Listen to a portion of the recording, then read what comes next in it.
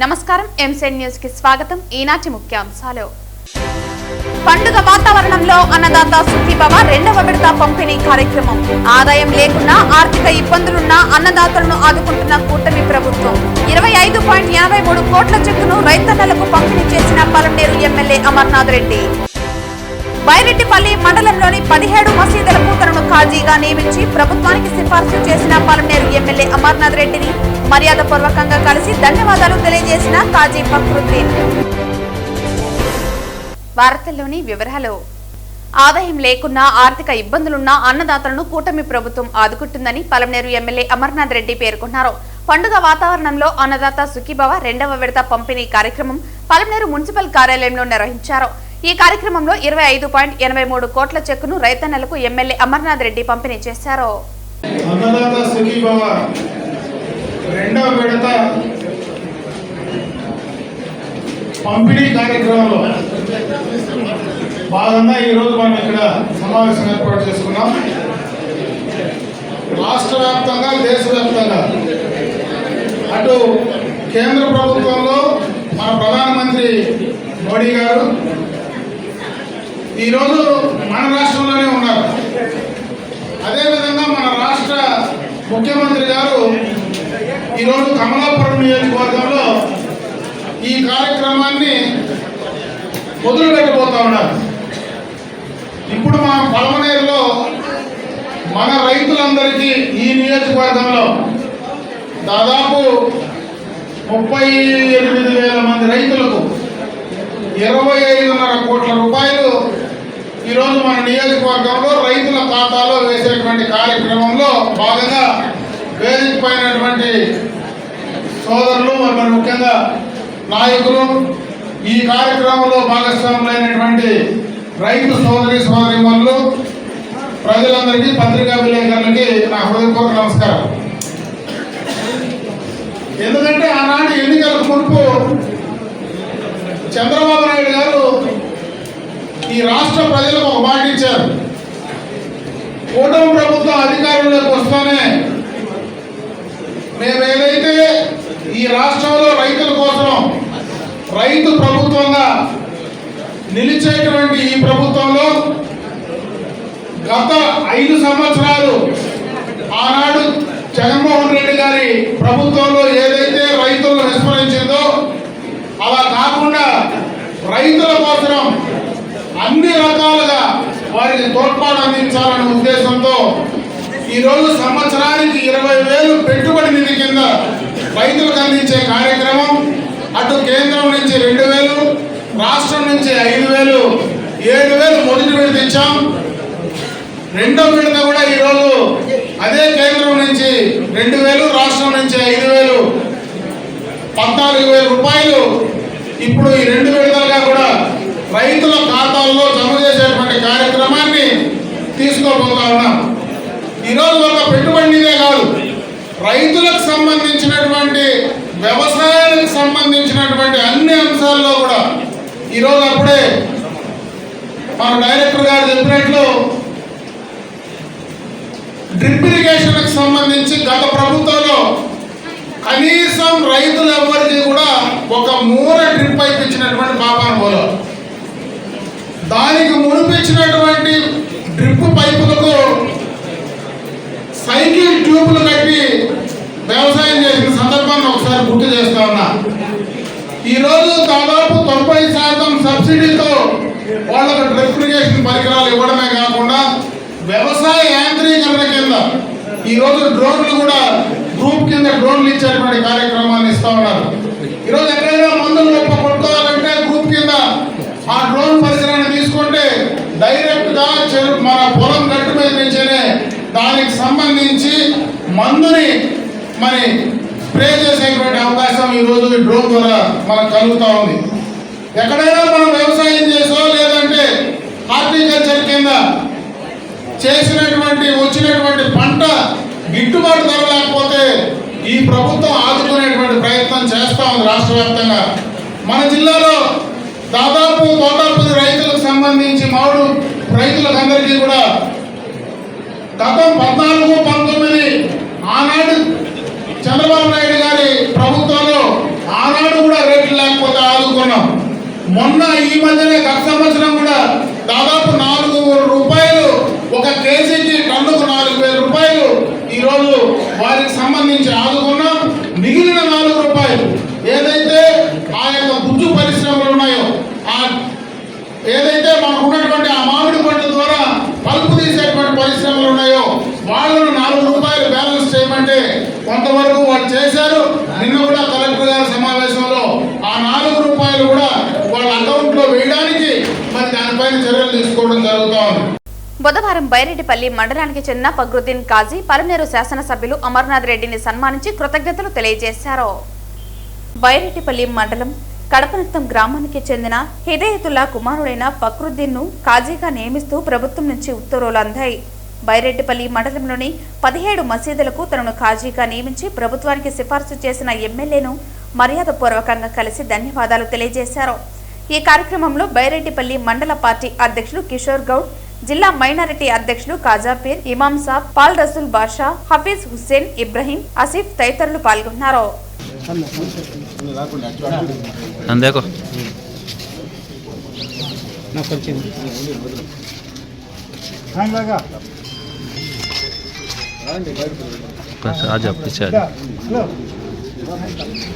రైతు బిడ్డ, రైతుల కష్టాలు తెలిసిన ముఖ్యమంత్రి నారా చంద్రబాబు నాయుడు సారథ్యంలోనే కూటమి ప్రభుత్వంలో రైతులకు మంచి జరుగుతుందని చిత్తూరు ఎమ్మెల్యే గురజాల జగన్మోహన్ తెలిపారు. రైతులకు అన్నదాత సుఖీభవ పీఎం కిసాన్ యోజన 2వ దఫా నిధుల విడుదల కార్యక్రమం బుధవారం జిల్లా పరిషత్ సమావేశ మందిరంలో ఘనంగా జరిగింది.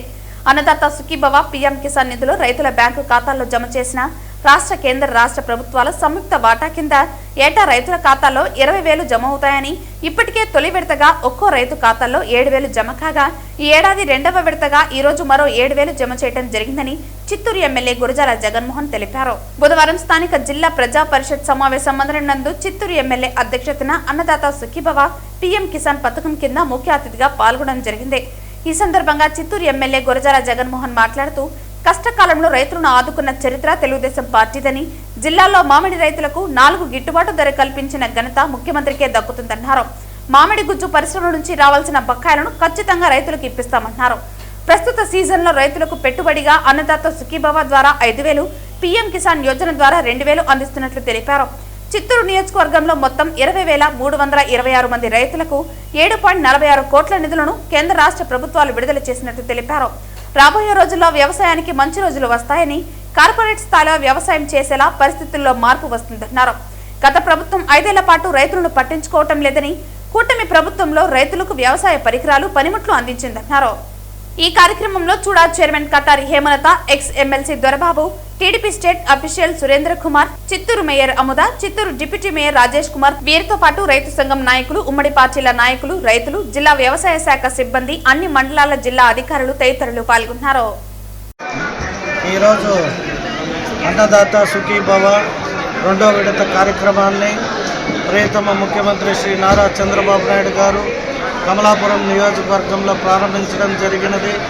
సో ఈ చిత్తూరు నియోజకవర్గానికి సంబంధించి 20,000 రైతు కుటుంబ సభ్యులకి 7,46,00,000 రూపాయలని పంపిణీ చేయడం జరిగింది. మేబీ అందరికీ ఒక 5-10 నిమిషాల్లో అకౌంట్లలో డెబిట్ కూడా అవ్వచ్చు. కాబట్టి ఇటువంటి మంచి కార్యక్రమాలను చేపట్టిన దేశ ప్రధాని శ్రీ నరేంద్ర మోడీ గారికి, రాష్ట్ర ముఖ్యమంత్రి శ్రీ నారా చంద్రబాబు నాయుడు గారికి, మా ఆంధ్ర రాష్ట్ర అగ్రికల్చర్ మినిస్టర్ అచ్చెన్నాయుడు గారికి ప్రత్యేక ధన్యవాదాలు తెలియజేసుకుంటూ, ఇటువంటి కార్యక్రమాలు రైతులకి గత ప్రభుత్వంలో 13,000 రూపాయలు ఇవ్వడం జరిగింది. మా ప్రభుత్వం వచ్చినాక 20,000 ఇస్తామని హామీ ఇవ్వడం జరిగింది. అందులో భాగంగా ఫస్ట్ విడత 7,000, ఈరోజు 7,000 ఇవ్వడం జరిగింది. 3వ విడత 6,000 రూపాయలు, అంటే సంవత్సరానికి 20,000 రూపాయలు ఏదైతే మేము ఎలక్షన్ సమయంలో హామీ ఇచ్చామో ఆ హామీని 3 విడతల రైతులకి అందించడం జరిగింది. కాబట్టి ఇటువంటి ఎన్నో కార్యక్రమాలు ఆంధ్ర రాష్ట్రం నుండి మొన్ననే చూస్తే మీరు వైజాగ్లో మా యువ నాయకుడు నారా లోకేష్ గారు పెద్ద ఎత్తున రాష్ట్రానికి పెట్టుబడులు రాబట్టారు. రానున్న ఈ 2-3 సంవత్సరాలలో దగ్గర 20 లక్షల మందికి ఉపాధి కల్పించడమే ఏకైక లక్ష్యంగా పనిచేస్తున్న మా యువ నాయకుడు నారా లోకేష్ గారికి కూడా మరొకసారి ప్రత్యేక ధన్యవాదాలు తెలియజేసుకుంటూ ఈ అన్నదాత సుఖీభావ కార్యక్రమానికి పెద్ద ఎత్తున రైతులు ఇక్కడ జడ్పీ హాల్కి విచ్చేయడం జరిగింది. వారందరికీ కూడా మరొకసారి పేరు పేరున నా హృదయపూర్వక నమస్కారం. జీడి నెల్లూరు నియోజకవర్గం అధిక సంఖ్యలో వ్యవసాయ రైతులు ఉన్నారని ఎమ్మెల్యే థామస్ తెలిపారు. జీడి నెల్లూరు నియోజకవర్గ పరిధిలో 66,218 మంది రైతులకు అన్నదాత సుఖీభవ పీఎం కిసాన్ పథకంలో రెండవ విడతగా భాగంగా 24.5 కోట్ల రూపాయలు రైతులు వ్యక్తిగత బ్యాంకు ఖాతాలకు జమ చేయడం జరిగిందని ఎమ్మెల్యే తెలిపారు. స్థానిక ఎమ్మెల్యే థామస్, జిల్లా కలెక్టర్ సుమిత్ కుమార్ కూటమి పార్టీ నాయకులతో కలిసి అన్నదాత సుఖీభవ పీఎం కిసాన్ పథకం కింద రైతులకు రెండవ విడత ఆర్థిక సహాయం పంపిణీ కార్యక్రమం వర్చువల్ విధానం ద్వారా కార్యక్రమాలను నిర్వహించారు. జ్యోతి ప్రజ్వలన గావించి కార్యక్రమాలను ప్రారంభించారు. ఈ కార్యక్రమంలో వ్యవసాయ శాఖ జేడీ మురళీకృష్ణ, వ్యవసాయ కమిటీ చైర్మన్ కృష్ణమనాయుడు, టీడీపీ మండల అధ్యక్షులు స్వామిదాసు, సొసైటీ చైర్మన్ మోహన్ నాయుడు తదితరులు పాల్గొన్నారు. ఈ సందర్భంగా ఎమ్మెల్యే మాట్లాడుతూ వ్యవసాయానికి ప్రభుత్వం అండగా ఉందని తెలిపారు. సూపర్ 6 అమలులో భాగంగా అర్హత కలిగిన ప్రతి రైతుకు సంవత్సరానికి 20,000 రూపాయలు అన్నదాత సుఖీభవ పథకం కింద అందించనున్నట్లు తెలిపారు. అనంతరం జిల్లా కలెక్టర్ మాట్లాడుతూ సీజన్లో రైతులకు ఇన్పుట్ సహాయం నిమిత్తం అన్నదాత సుఖీభవ మొదటి విడత కింద 7,000 డీపీటీ పద్ధతిలో నేరుగా రైతుల ఖాతాకు జమ చేయడం, గత ఆగస్టు నెలలో అన్నదాత సుఖీభవ కింద జిల్లాల్లో 2,05,753 మందికి 138.16 కోట్లు జమ చేయడం జరిగిందని తెలిపారు.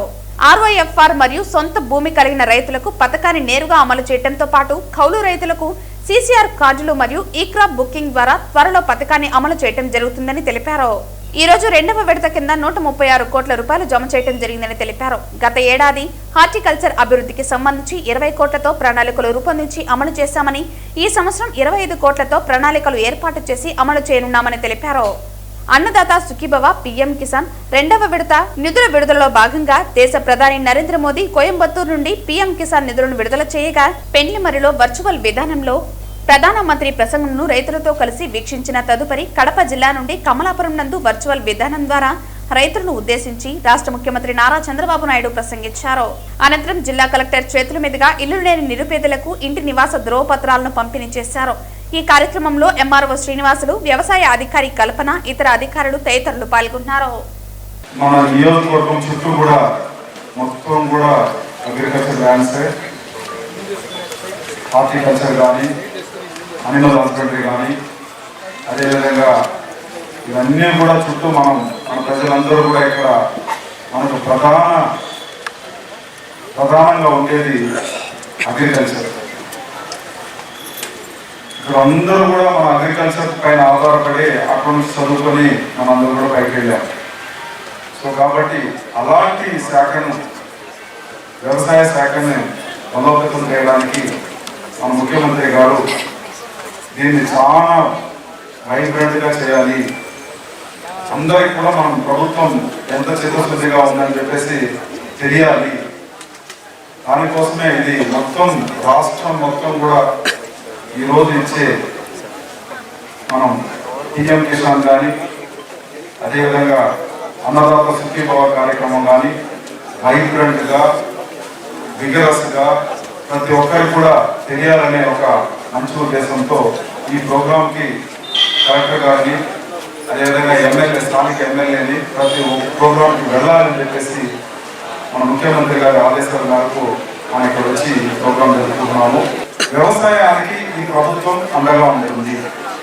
తిరుపతి నగర కాంగ్రెస్ పార్టీ అధ్యక్షులు గౌడపేరు చిట్టిబాబు ఆధ్వర్యంలో బుధవారం మాజీ ప్రధాని ఇందిరాగాంధీ 108వ జయంతిని పురస్కరించుకుని తిరుపతిలోని పాత మున్సిపల్ కార్యాలయం వద్ద రాజీవ్ గాంధీ విగ్రహం ముందు ఇందిరాగాంధీ చిత్రపటానికి పూలమాలలు వేసి అంజలి ఘటించారు. కేక్ కట్ చేసి కార్యకర్తలకు పంచిపెట్టారు. ఈ సందర్భంగా కాంగ్రెస్ పార్టీ తిరుపతి జిల్లా అధ్యక్షులు బాలగురవం బాబు మాట్లాడుతూ భారతదేశ మొట్టమొదటి తొలి మహిళా ప్రధాని ఇందిరాగాంధీ తన తండ్రి జవహర్లాల్ నెహ్రూ ఆశయాలకు అనుగుణంగా దేశాన్ని ప్రగతిపథం వైపు నడిపి అందరికీ ఆదర్శంగా నిలిచారని అన్నారు. స్వాతంత్ర ఉద్యమ కాలంలో తన తండ్రి నెహ్రూ ఆశయాలకు అనుగుణంగా దేశ ప్రజలతో స్వాతంత్ర కాంక్షను డగర్చడానికి కృషి చేశారని అన్నారు. తన చిన్నతనం నుంచి దేశభక్తి నరనరాన నింపుకున్న ఉక్కు మహిళ ఇందిరాగాంధీ అని కొనియాడారు. దేశం కోసం తన సర్వస్వాన్ని దారపోసిందని తెలిపారు. దేశ మహిళా శక్తికి, ధైర్య సాహసాలకు ఆమె ప్రతీకని కొనియాడారు. తిరుపతి నగర కాంగ్రెస్ పార్టీ అధ్యక్షులు గౌడపేరు చిట్టిబాబు మాట్లాడుతూ అత్యంత ప్రతిభావంతమైన మహిళగా, దేశ ప్రధానిగా ఇందిరాగాంధీ చరిత్ర పుటల్లో నిలిచిపోయారని తెలిపారు. దేశంలో పేదరికం, దారిద్ర్య నిర్మూలనకు ఆమె తీసుకున్న సంచలన నిర్ణయాలు నేటి పాలకులకు మార్గదర్శకంగా ఉన్నాయని వివరించారు. బ్యాంకులను జాతీయం చేసి పేదవారికి అందుబాటులోకి తెచ్చారని వివరించారు.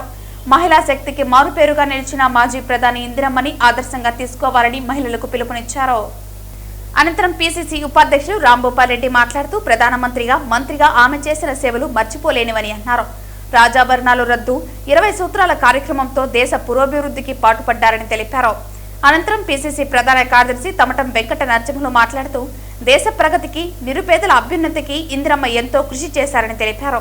ఈ కార్యక్రమంలో శ్రీకాళహస్తి నియోజకవర్గ in charge Talapa Damodar Reddy, Chandragiri in charge Airala Lokesh, DCC ప్రధాన కార్యదర్శి కలందర్, ఎస్సీ భాగం రాష్ట్ర కార్యదర్శి చిత్తూరు శివశంకర్ తదితరులు పాల్గొన్నారు.